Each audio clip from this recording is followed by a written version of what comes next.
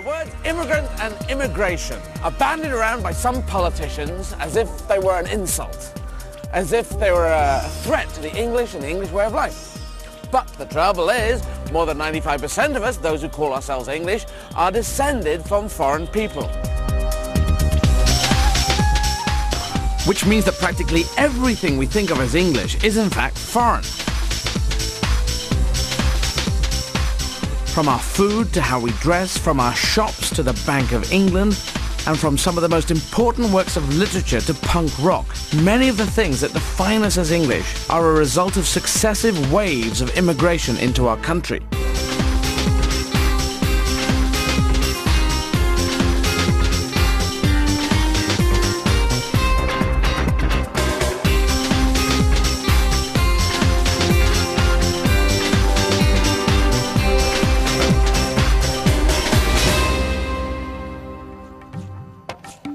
Since the arrival of Caribbean immigrants at Tilbury in 1948, through to the influx of Balkan refugees in the 21st century, people have come to think of immigration as something relatively new to England.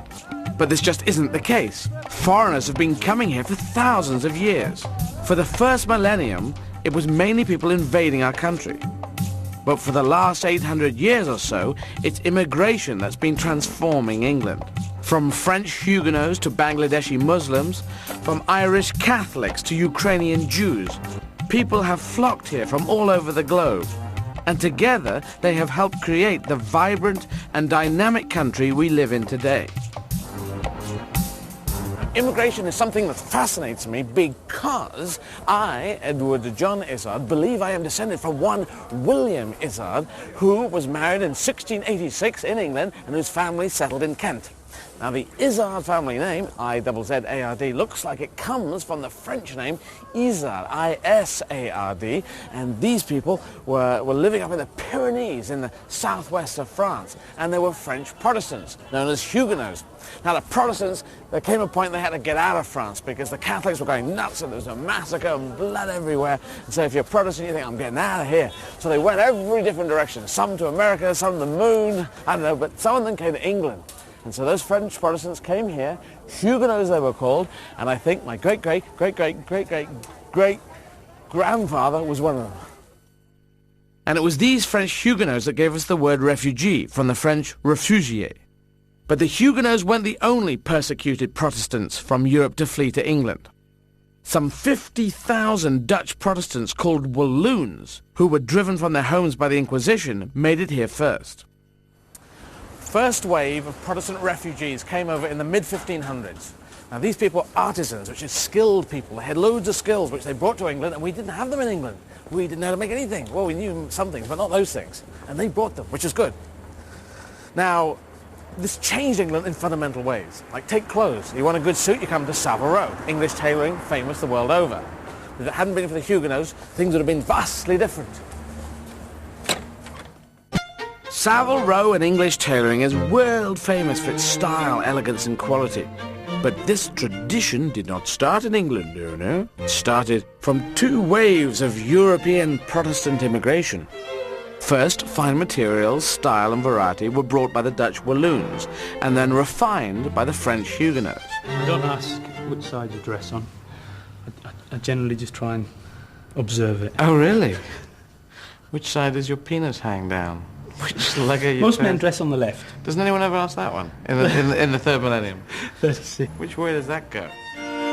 Instead of the huge variety of fabrics we have now, in mid-16th century England, there was really just one sort: wool. Thick, itchy wool. Man about town, circa 1550, looked like Michelin Man in blankets. English clothes were basic, ugly and coarse. Fashion-wise, what was on offer was your top-end woolly green sack of potatoes look, or the more rugged plain sack of potatoes look. And to make matters worse, they cost an arm and a leg. Anyone with style and money went to Italy, Belgium or France to get their clothes made. On the continent, clothes were being made using new skills and techniques in the weaving and dyeing of cloth. The most radical innovations were the blending of different kinds of fibers to make brand new materials and the use of labor-efficient looms. These techniques were unheard of in England at the time. The immigrants from the 16th century Netherlands, from modern-day Holland and Belgium, brought with them the skills needed to make these hybrid textiles using different types of wool, some fine-grade wool, some coarse wool, and sometimes silk as well, and sometimes linen, to make these more popular textiles called the new draperies. These new textiles had a revolutionary impact on England. They weren't just softer and more colourful, they were also 4 times cheaper than the woolen cloth of before, meaning more people could afford to follow fashion. This change created the country's first fashion industry, and with it thousands of jobs. By the mid-1600s, in Norwich alone, half of all workers were employed in textiles. Mid-1600s, bubonic plague, rats everywhere, London on fire. Oh my God, Pudding Lane. Oh, dropped a cigarette there, mate. Yes, manufacturing in England, going pretty good. Captain Sexy looks in this kind of area, with a bit of one of these on the back, and no ties. And but the rich and powerful still going abroad to get their stuff made. By adopting Dutch techniques in textile manufacture, the mid-market of colourful, comfortable designs was now fully catered for. We were even exporting these materials to Europe. But it took a second wave of Protestant immigration to revolutionise the high end of English fashion. When French Huguenots fled here in the 1680s, they brought new skills which would finally get the rich and stylish buying British. Many of the Huguenots who came over were skilled in silk manufacture. In 1684, a Huguenot weaver demonstrated to the Weavers' Company in England these new skills like lustrings and a la modes. And the Weavers' Company said, well, even though we don't like letting foreigners in, we have never seen this before, this has never been made in England before, so we're going to allow these people in. Even this organization that was centered on protecting English interests was willing to admit that the French manufacture of silk was new and was better, and that they should be encouraged. The silk industry grew to 20 times its previous size to supply the now fashionable English who were demanding these elaborate new silks. By the mid-1700s, fashion had gone absolutely bonkers, and people were dressing up in a kind of I'm the dandy highwayman kind of way. And, well, it's a bit different to that woolly kind of Michelin man kind of look. And the tricorn, the 3-pointed hat, which I don't know why that 3 points, you know, because you think, oh, it's not going to work, and you put it on, it kind of works in an odd way. So, kind of flashy, huh? So mid-1700s. So if the immigrants hadn't come in, I'd still be dressed as a sack of potatoes. But now I'm dressed as a kind of big, fancy sack of potatoes with no sack and no potatoes to it. The potatoes analogy doesn't work now. It's more like a, you know, Christmas cracker. I know Christmas cracker sounds fatuous, but, you know, like stylish Christmas cracker. Christmas cracker with good stuff in it, not the rubbish, you know, and that joke says, when is a man not a man? When he's an elephant, you know. What's that? And then there's an argument at Christmas.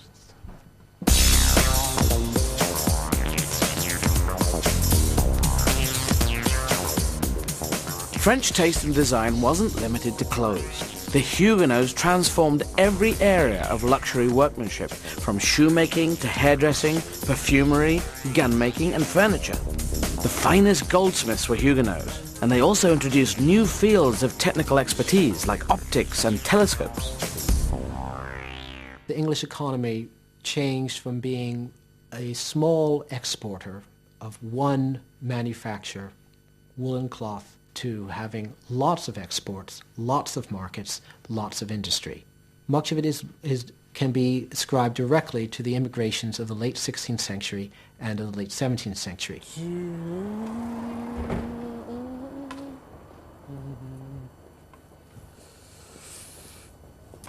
So the Huguenots didn't just change what we made and what we wore. They were also behind something that changed England in an even more radical way. The City of London is Europe's dominant financial centre, employing 250,000 people and turning over billions of pounds a year. At its heart is the 300-year-old Bank of England, which, despite its name, wasn't originally an English idea at all. Today, it issues banknotes, sets interest rates, and regulates financial institutions. It is the center of stability for the entire economy. But banking wasn't always like this. Now these days, if you've got money, you can shove it under your bed and keep it there if you want, in a small brown tin called Stephen. Or you can put it in the bank, which is more usual. These days, we tend to trust banks. Big buildings, we trust them, we give them our money, and we trust them to give it back to us when we want it, usually through a wall these days, or to hand it on to someone else if we write out a check.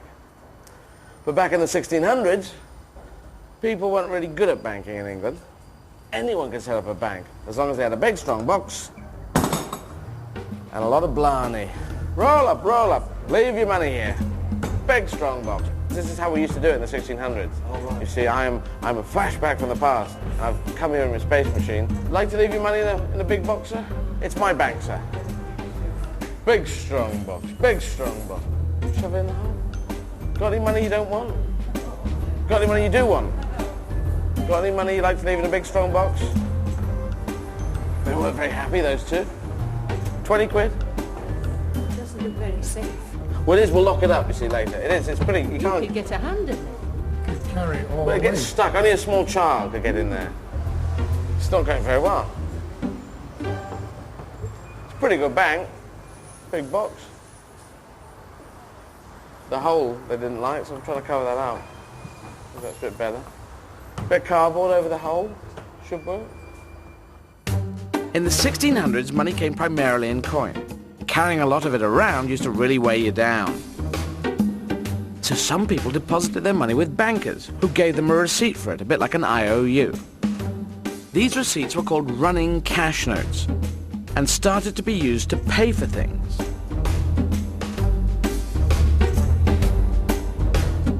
The problem with this was that anyone could issue a credit note.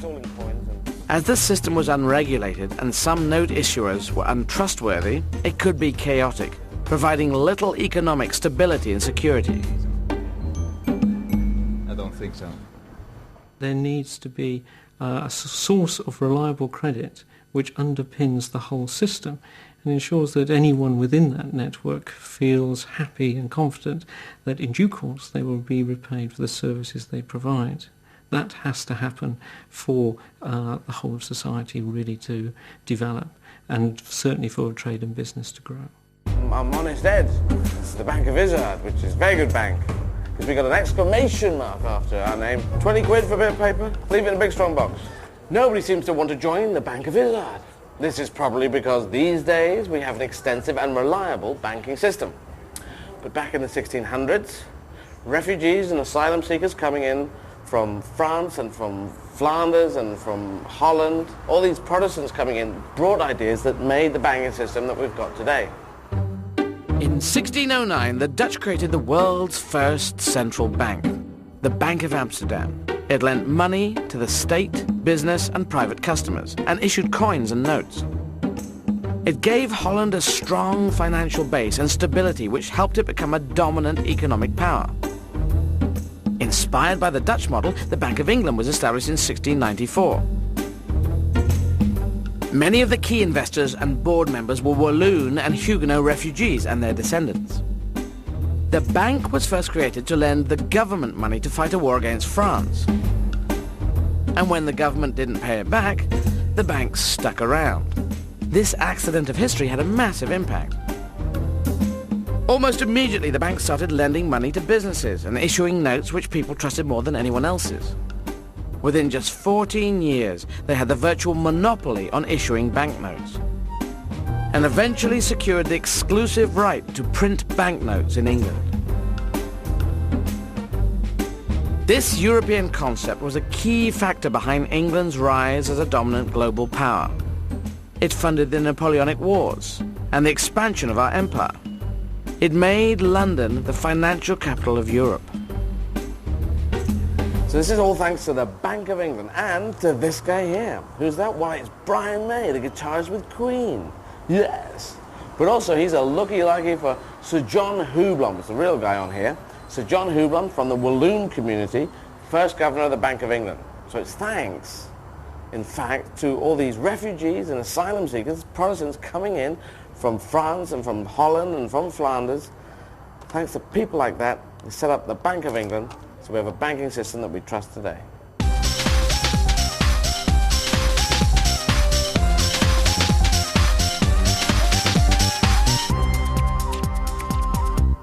The Huguenots started a retail revolution. They changed what we bought and how we paid for it. But another group of immigrants came along and radically changed the English high street. They really made it what it is today. If it seems like the Huguenots changed our outerwear, look what this guy did for our underwear. This man started a revolution in retail, and his name is seen on every high street in the country. And that name? Michael Marks. Born in 1859, he came here penniless in the early 1880s, along with 130,000 other Jews, escaping persecution in Russia and Poland. At this time, England was bitterly divided between the haves and the have-nots. Take shopping. At one end were luxury shops that catered to the whims of the rich and powerful at a price. Value for money was unheard of. For the poor like him, all that was on offer was tat that you had to haggle for, which would have been a problem for the non-English speaking Marks. Marks settled in Leeds and set up as a peddler, selling basic goods like cotton reels, buttons, pins, and banjos. His stall did amazingly well thanks to two big ideas that would transform the English high street. When Marks started selling, most shopping involved haggling. You had to bargain for almost everything. Now, this was a difficult way to buy stuff if you weren't good at haggling, or if, like Marks, your command of English wasn't very good. So Marks changed all that. He stopped the haggling, he made a fixed price for everything, and you knew what it cost before you picked it up, which you were not allowed to do in other shops, but you were encouraged to do in Marks shops. This first idea was very simple and very clever, the penny bazaar, which was the everything for a pound shop of its day. Ooh, how much is this? A pound. How much is this? A pound? A pound? A pound. A pound. A pound. Though in Mark's day, it didn't cost a pound, it cost a penny. Don't ask the price, everything's a penny, was the slogan in the 1890s. For his business to succeed, the slogan wasn't enough. He had to compete on quality. The thing that made Michael Marks's business stand out as being unique was his ability to be able to get better quality goods onto his stall for that price bracket. Mark's second big idea was to make a minimal profit margin on each item. This, combined with treating his customers with respect, ensured a healthy flow of repeat business.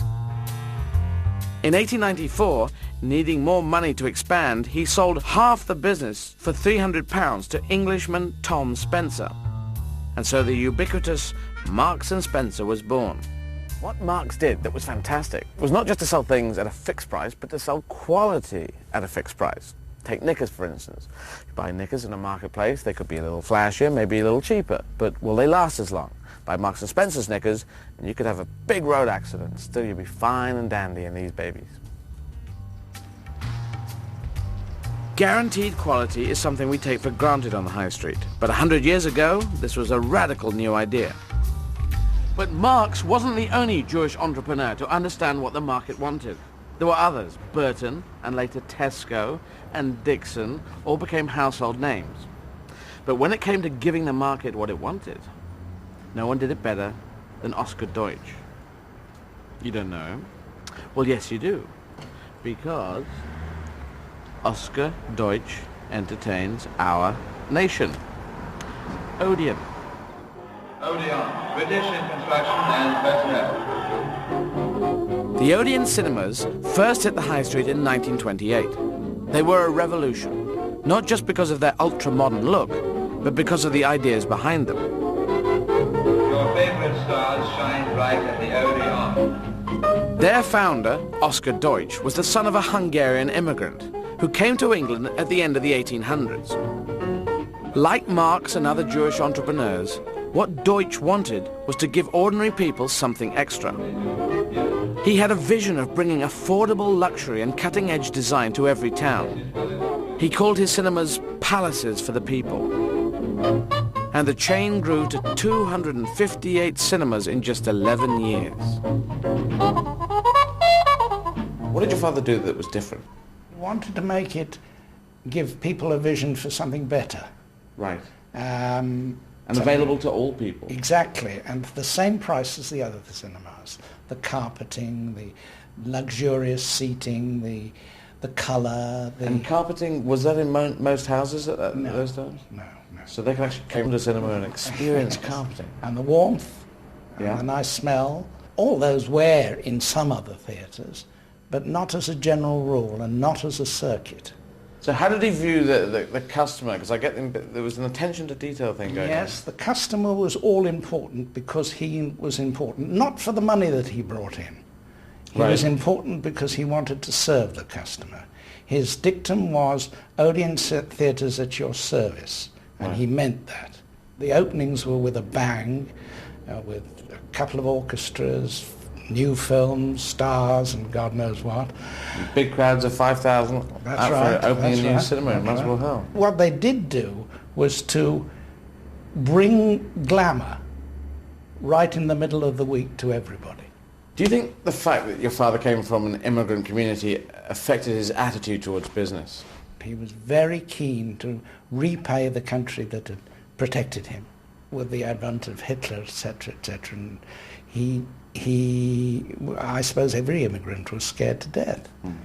And here was a country that was protecting him, a society, if you like, that was protecting him.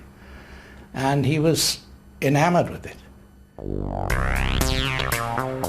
As with Marx, Oscar Deutsch's ideas of quality and value for money for all spread beyond his own business. It became the accepted norm in retail and helped change the English into customers who understood that they should expect something decent for their hard-earned cash. The Jewish community themselves don't particularly want to sound their own triumphs. There's a great sensitivity in the Jewish community to any form of discrimination, any form of anti-Semitism, and quite rightly. Even in the last 12 months we've had synagogues and Jewish cemeteries desecrated, even in this country. It's extraordinary that we can still be saying that in this day and age. But nevertheless, it does need to be said. Their contribution to modern English society has been truly remarkable.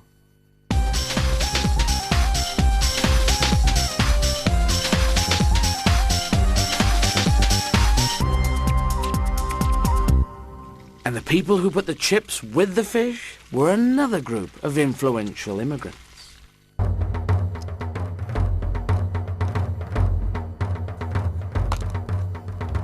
In the 18 and the 1900s, a lot of England, as we know it today, was built.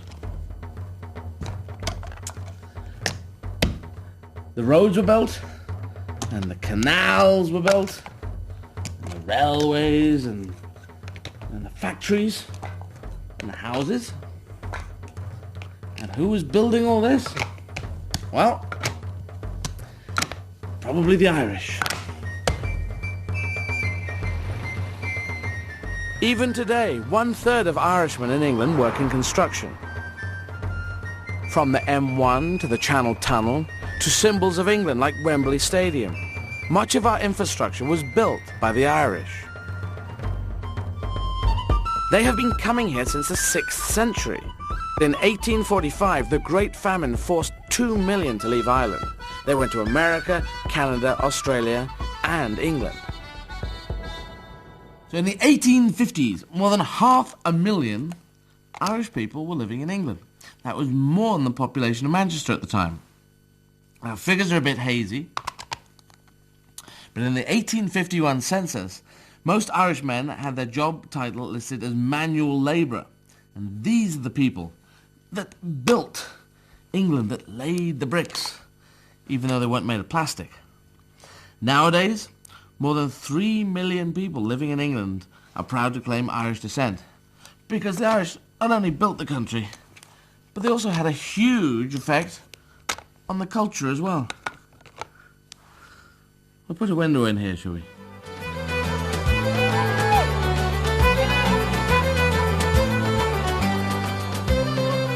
All things Irish seem fashionable right now, whether it's the music or a bit of the black stuff or the what's the crack round here, or Irish culture is alive and well and in every town in England. But Irish culture has had a major impact on many areas of English life other than the pub and the building site. Oh, yes. Take the theatre. Now, from the end of the pier to the West End, the English have always been great on the stage. You don't think there's any chance of Gwendolen becoming like her mother in about 150 years, do you, Algy? All women become like their mothers. It is their tragedy. Now, Jack and Algernon are talking about girls. Jack is in love with Algernon's cousin, Gwendolen. Gwendolen's mother, Lady Bracknell, does not like Jack because Jack, as a baby, was discovered in a handbag. A handbag? That's from there. Well, it's very much an English comedy of manners. Oh, that is nonsense. It isn't.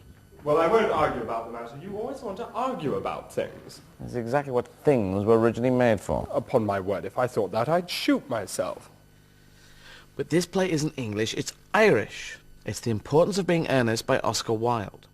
Or to give him his full name, Oscar Fingal O'Flaherty Wills Wilde. Born into a nationalist Irish family in 1854, Wilde's barbed and witty observations on English society made him the darling of the West End stage. Wilde is very important as a writer because Wilde is the inventor of the new style of the comedy of errors, or the comedy of manners in a sense. He takes what is in a quintessentially English form and turns it around. And one of the reasons why he can turn it around so effectively is because of his Irish sense of irreverence and even mischief. Things that English people know and recognise about English life become things that they can be genuinely feel genuinely affectionate about, and yet at the same time take pleasure in Wilde making a kind of a mockery of them by pushing them to extremes. But Wilde is no exception. He's just one of a roll call of Irish writers, from George Bernard Shaw and Samuel Beckett to W.B. Yeats, Seamus Heaney and James Joyce, who have had a huge impact on our language and culture. If you walk around the West End on 35 weeks out of 52 in the year, you'll not be surprised to find that half the plays in the West End are of Irish authorship. The Irish impact isn't limited to the influence of a group of gifted writers. Whether it's parliamentary discourse, jokes or even slang, the Irish have helped shape the entire English language. The Irish people have had a momentous impact on the English language in the communities in which they have settled, and that really means in every part of England. Let me give you an example of an Irish word in English which doesn't look particularly Irish, but which was very widespread in the 30s, the 40s and 50s in England. It's the adjective smashing. Now, if you look in a dictionary, it is usually said it's not easy to explain how breaking something could be applied in a positive sense. But the Irish phrase, is my shin, means that's good, that's nice, that's attractive, and that could well have given rise to smashing. And it comes from places where the Irish were living cheek by jowl with the English. Once you start to look into it, there are hundreds of other words that come from Irish. Boycott, brogues, bard, trousers, Tory, truant, smithereens, slogan, brag, brat, all Irish. And phrases like beyond the pale, potluck, and tying the knot, all Irish. It's almost impossible to think of an area of our language the Irish have not influenced.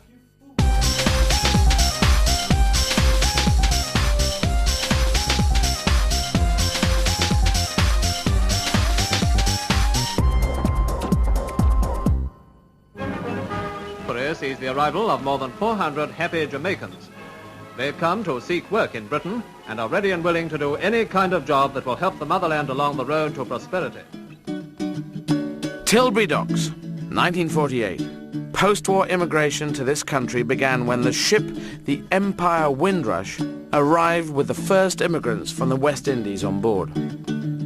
Over the following 25 years, 500,000 people came to England from the West Indies.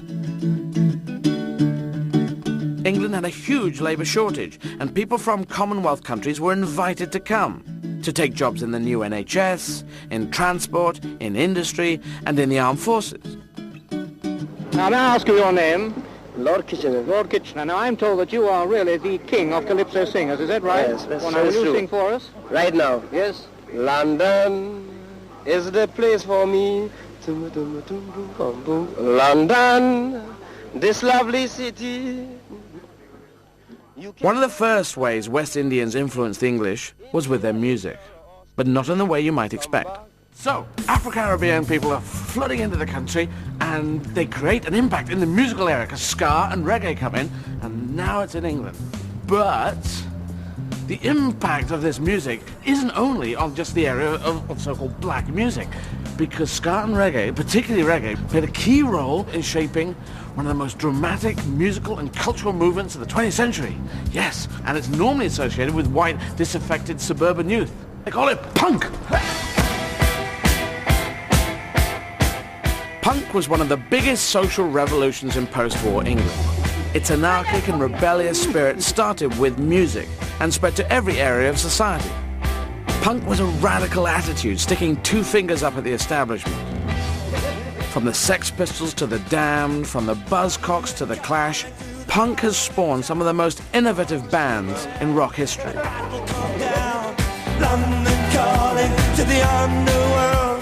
Come out of the cupboard, you boys and girls. Formed in 1976, The Clash were the most successful punk band of all. It was DJ Don Letts and their bass player, Paul Simonon, who introduced the band to reggae. How important was reggae music to the punk movement and The Clash in particular? Myself, I grew up in the Brixton area, and I suppose when the first wave of immigrants came over from the Caribbean, they sent their children to school, and at the same period that I was going to school. So there was sort of an interesting cross-fertilisation between two cultures. I got involved with music, and The Clash was formed, and that was an ingredient of my background as a contribution to the build-up of The Clash, you know. It was the only kind of anti-establishment sound around. So the black immigrants and the kind of white working class kids that were kind of alienated because of the English class system sort of banded together, you know. And then when times were tough, you know, they realised that, you know, it wasn't really a black and white thing, it was a wrong and right thing, because they'd be standing in the dole queues together. But the thing is, it wasn't sort of like to culturally rip it off. It was like, take reggae music and put it on a London 31 bus and send it up to Camden Town, and so give it our own flavour. You got to take it and then run with it. Yeah, that's it. And make it their own, which they did admirably. I mean, that's why we respected them, not because they sounded like us, because they did their own thing. But we could hear some of us in there. Before punk rock and that movement, the music in the 60s and 70s was very melody-orientated, very guitar-orientated.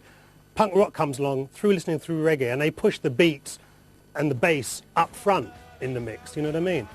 And that's a direct legacy of Jamaican culture. I used to live in our rehearsal studio, and we had a jukebox there, and so a lot of the records that I had on the turntable, which were basically early records, and I used to play along to them. What made reggae special is the guys didn't know all the twiddly bits. They'd find a chord and just like do this thing which became the skank. And it was because of musical inability. In other words, they made a problem an asset, if that makes any sense. And I think the punks definitely picked up on that as well and took it further. I mean, let's be clear about this though. A lot of these guys became really good musicians, but that was their starting point. Yeah, accidentally, but that was definitely their starting point. Accidentally on purpose. Yeah. Well, no, it's great to get good in the end, but it's... Well, it's a relief, actually. London calling to the faraway towns. Now war is declared and battle come down. The influence of reggae went beyond music. The Clash's first single cover was inspired by Joe Gibbs and The Professional. The way that I've seen social development happen in this country isn't through government, you know, isn't through schools, isn't through politics, it's through music. When I used to take these guys to reggae parties, although Paul would go on his own anyway, you know, he'd be the only white man in the house, or Johnny Rotten, or Joe Strummer. You know, you go to these reggae clubs now, and it's like 50% white people, Greek, Asians, Jamaicans, and it's a really beautiful thing to see. I mean, that's happened in, 20, 30 years. And it's directly through music. But the black contribution to English life goes far beyond music and dates back nearly 2,000 years. In 208 AD, a black Roman emperor, Septimius Severus, ruled the entire empire from the north of England. 40 years later, a troop of African centurions was stationed at Hadrian's Wall. There has been a constant black presence in England and its military ever since. It's an extraordinary legacy, which is often overlooked. If we look at the British Army at the time of the Napoleonic Wars, we see an extraordinary fact, which is that all of the household regiments have black soldiers. Most of the cavalry regiments and 40% of the infantry regiments have black soldiers. And when we look at Nelson's Navy, we see 15% of the manpower on British warships was people of African origin. When Nelson defeated the French and Spanish at the Battle of Trafalgar in 1805, a success which is regarded as one of the most important in English history, black servicemen were a key part of the victory. But the black presence in England wasn't limited to the military. Estimates claim that by 1750, 1 in 20 people in London was black. There are a lot of reasons why there was a huge increase in the black population throughout the 18th century, most notably trade, burgeoning trade, and of course of all trades, the slave trade. As a result of this, you see very large numbers of black people the majority of whom were actually brought to England in some sort of servile capacity. You also saw an increasing number of black sailors and black soldiers who were settling in Britain, choosing to make Britain their home. The black population stretched across the country and included prominent businessmen, writers, teachers, doctors, artists and politicians. England's not becoming a multiracial country. It always has been.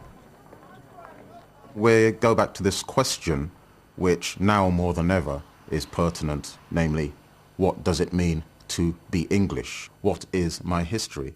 The way this has historically been taught is that it is connected with ethnicity, i.e. with whiteness, directly and primarily. And given this assumption, this unquestioned assumption, it is inevitable and tragic that the black presence would be overlooked, regardless of its actual size and importance. It simply couldn't be incorporated into an ethnically based sense of English identity. If there was someone of African Caribbean descent in my family, it would surprise me because as far as I know, to the best of my knowledge, the family has always been in and around London. It would be a shock, really, yeah. Oh, definitely. Because I don't know what, we can go back 5 generations, so they've had to have been in sort of the Navy or something like that. I love being English. Wouldn't want to be anything else but English, to be quite honest. Mind you, I'm not going to be anything else but English. I'm pretty confident that many more people than one might expect, particularly in London, have a black ancestor dating from long ago than anybody realises. It's very noticeable that London in the 18th century would have had lots of overtly black people in the street. Well, over the next 100 years or so, they disappeared. Well, what happened to them? They didn't emigrate. They married. They had children, and their genes were assimilated. My guess is that at least in London, a very high proportion of people have got at least one black ancestor dating from those times.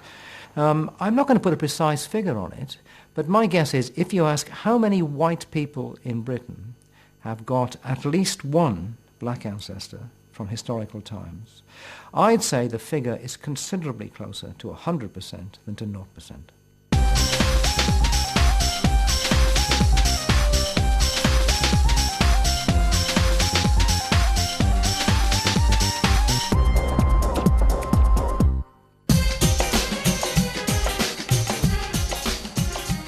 The 1950s and 60s saw the first major waves of South Asian immigration from India, Pakistan and Bangladesh, with 750,000 people coming to England. And in the 70s, over 100,000 Asians fled Uganda and Kenya, where new Africanization policies threw many out of their jobs and homes. South Asian communities established themselves across England, settling largely in urban areas and becoming an integral part of society. Now, it's too early to say what effect these communities will have upon England, but they have already had an impact. An impact that you might not think is terribly important, but it affects millions of us every day. From the mid-1950s to the end of the 70s, over 1 million South Asian immigrants came to England.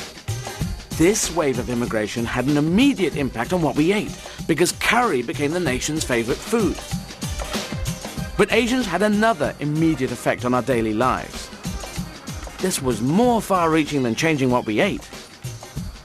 It was the open all hours corner shop. The evolution of the corner shop doesn't sound necessarily like a big change, but it is. Just take yourself back to the beginning of the 70s and remember.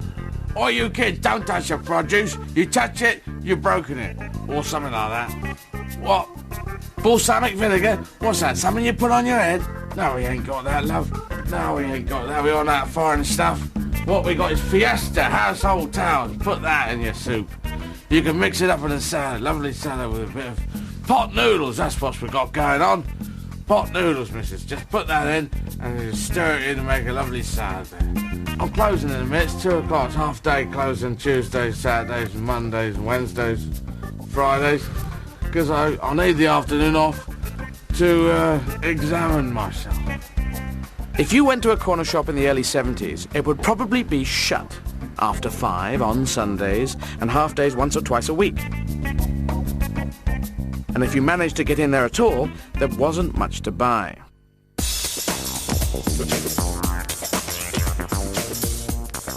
Go into a corner shop today, any time, day or night, and you can buy products from all around the world. Fresh soups, pasta, trendy cheeses, and even freshly baked bread.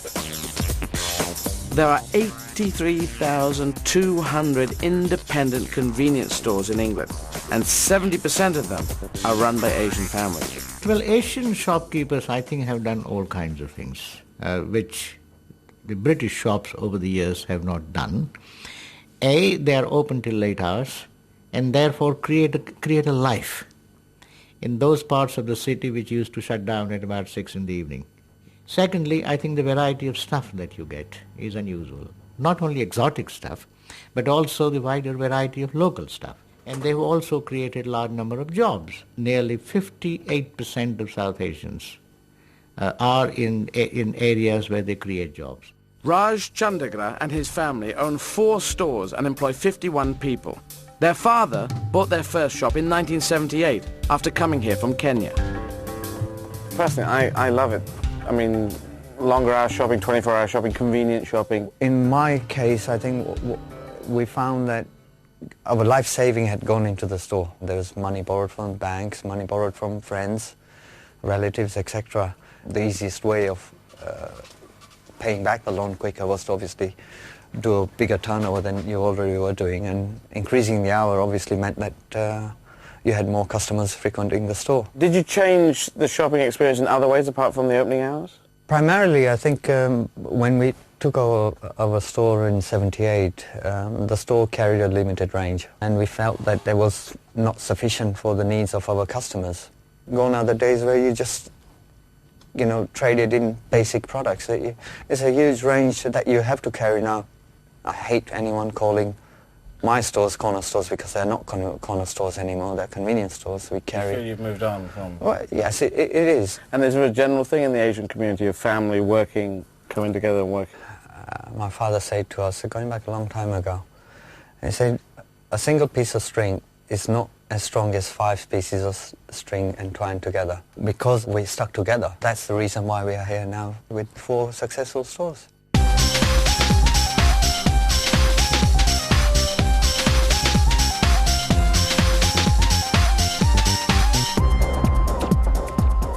When South Asians first came, they were bitterly resented that they were here to take away our jobs.